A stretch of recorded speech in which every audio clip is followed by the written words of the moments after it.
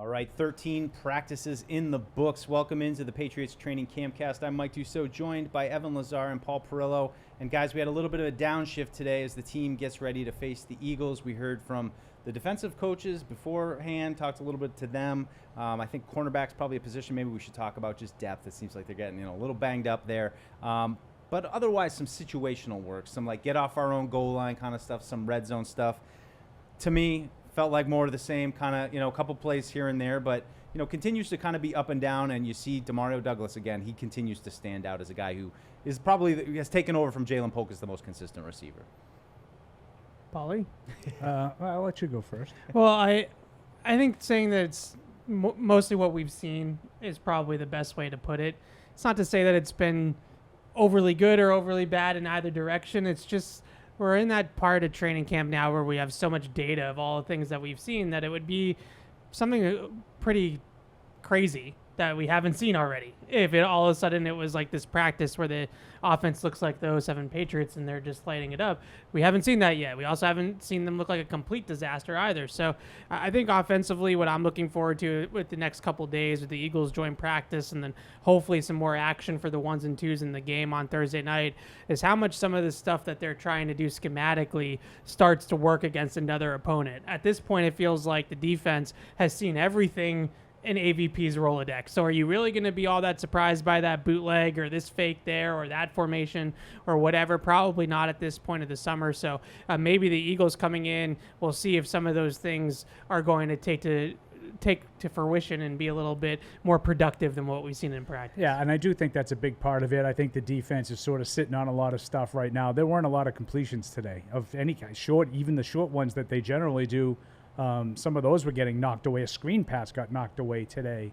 The bigger thing to me is not necessarily about offensive execution. To me, it's the whole operation that continues to be a problem on both sides of the ball. The defense sent for laps twice for having 10 men on the field, prior to a snap, and then a couple of false starts again, a couple of realignments again. So, and Jacoby Brissett talked after practice. He mentioned that as something he really wants to see cleaned up a little bit in the joint practice tomorrow against Philadelphia. So that's what we're all, of course, waiting for. I mean, that kind of changing things. We'll see some different competition. Of course, excited to see some of the Eagles guys. Just going back real quick, guys, to the defensive coaches. It's always, kind of scattershot. They throw these, 6, 7 coaches at you, and you run around. You talk to this guy, you talk to that guy. I floated around a little bit.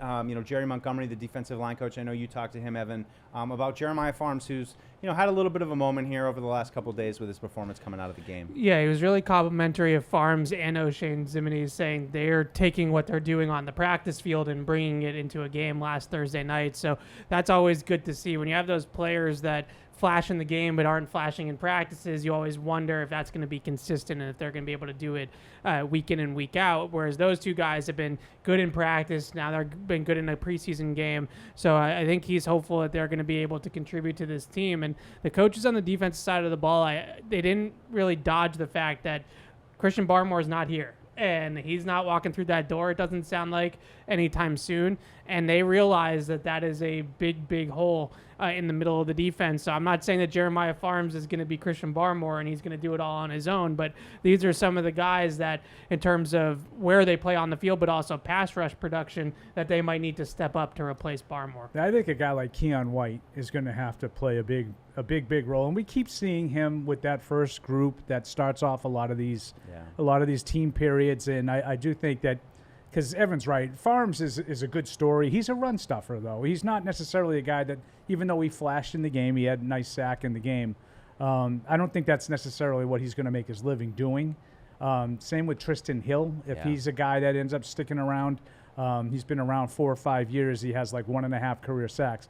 Keon White's a guy that I do think has the ability to maybe be more of a hybrid kind of a player.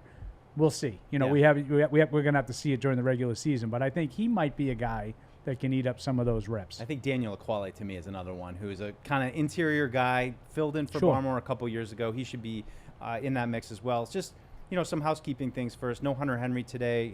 Seemed like he was a little nicked up yesterday. Saw him getting looked at, did not practice. Fortunately, Shaun Wade, who had a good game the other night, I thought is now back out of practice. He was in a red jersey for a big portion of camp.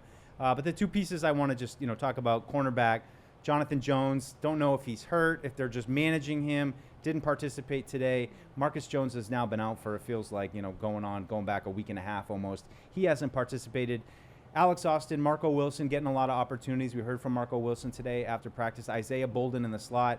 It just seems like other than Christian Gonzalez, they continue to kind of scramble and try to find a combination that works. And you mentioned that we got the chance to talk to the coaches. Mike Pellegrino, the cornerbacks coach, didn't really seem all that concerned, about the guys missing or about the depth in general. I continue to think that is an enormous concern, that, those guys beyond Gonzalez and Jonathan Jones, do they have answers? And, we'll find out. Now, I do think one thing that Pellegrino said today about those guys that I agree with is there's some versatility with the group. We've seen Bolden, we've seen Wilson, we've seen these guys play inside, outside. They can do some different things. Alex Austin, I think DeMarcus Covington actually singled out as another guy that can do some of those things. So I do think there's some versatility back there. I'm not sure there's an answer back there. Yeah, that's a good way of putting it. With their system, I always feel like their coaches just believe in what they're doing from a coverage standpoint. And we've seen it over the years, and I know we're going to have to see if this continues post-Belichick, that they're able to just pluck these corners, UDFAs, late-round picks and things like that, and make them into viable players, but they're running the same coverage system. They're coaching the same techniques. The cornerbacks and safeties coach are the same two guys. So in theory, it shouldn't be all that different if they can continue to do it from a talent evaluation standpoint. And I feel like maybe that's where some of the confidence from Pellegrino comes from, where it's like, well, we've had years like this before where guys start to go down and it's, some random guy that comes along and we're able to sort of round him out and turn him into a decent player. So Marco Wilson's not a random guy. He's been in the league a little bit, but he's someone that definitely has stood out in terms of usage on the field, starting the game on Thursday night, playing with the ones a lot in practice. Confident fellow, too. Yeah, plays press pretty well on the outside, but it can also play a little bit off the line of scrimmage, too, and do some different things there. So I feel like he's probably pushing Alex Austin right now as the two guys. I would agree. CB4, CB5 types, and then I still believe that Isaiah Bolden's going to be here, but that might just be to cover kicks and return kicks more than it is going to be primarily to play on defense. Yeah, well, those guys will have their hands full tomorrow. We're expecting A.J. Brown, DeVonta Smith. We all know the Phillies' weapons that will, give us something new to look at, guys. Just real quick, last thing. Anything tomorrow you're just kind of curious about? Eagles have plenty of talent, and it's certainly, I'd start with their defensive line and how's the Patriots' offensive line hold up. That's a good one. I like the way Evan said it, just to sort of see how they stack up against another scheme, a different group of players that maybe isn't going to be sitting on every play-action bootleg and seeing how it looks. But I think the offensive line's a good area to focus. Yeah, that's always where I start with these joint practices is, your base plays. Are they working? Are you designing them properly in the way that can bait a defense to bite on a play action fake or misdirection or something like that? But the other one I would just look at is Christian Gonzalez, because we've all said it and we've all talked about it a little bit. We're all kind of like tiptoeing around being like, has he had a bad summer? Has he not? I don't think he's had a bad summer, but he's definitely given up more catches in this camp than he did his rookie year. You mentioned those two receivers that are coming in now with the Eagles. He faced them in week 1 last year, did a pretty good job, all things considered, for a rookie in his first time out against A.J. Brown. And let's see what it looks like in practice tomorrow against Brown and DeVonta Smith, because if it's up and down again, then I think I'm more on Paul's side of the street with the cornerbacks, where it's like, not so sure about this group now. If he's Gonzalez, like he was in his first month as a rookie, then the whole thing fits much better together.